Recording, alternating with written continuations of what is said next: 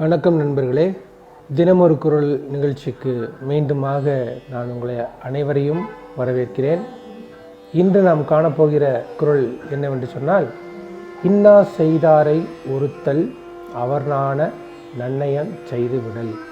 இந்த குரலில் வள்ளுவர் நமக்கு உணர்த்துவது என்னவென்று சொன்னால், இன்னா செய்தவரை தண்டித்தல் அவரே நாணும்படியாக அவருக்கு நல் உதவி செய்து அவருடைய தீமையையும் நன்மையையும் மறந்து விடுவதலாகும் என்று இதிலே பொருள் அமைகிறது.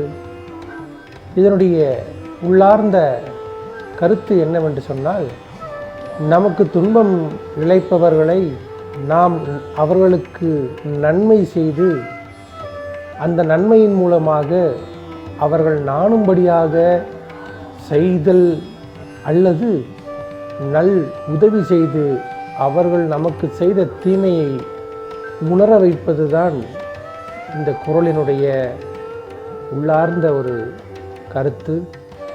ஆகவே இந்த குறள் நிச்சயமாக நாம் அனைவருக்கும் பயன்படும் என்பதிலே சிறிதளவும் ஐயமில்லை.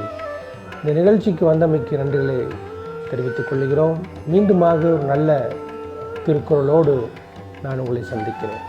நன்றி, வணக்கம். தொடர்ந்து காணுங்கள் லேர்னர்ஸ் ஃபேக்டரியை. வணக்கம்.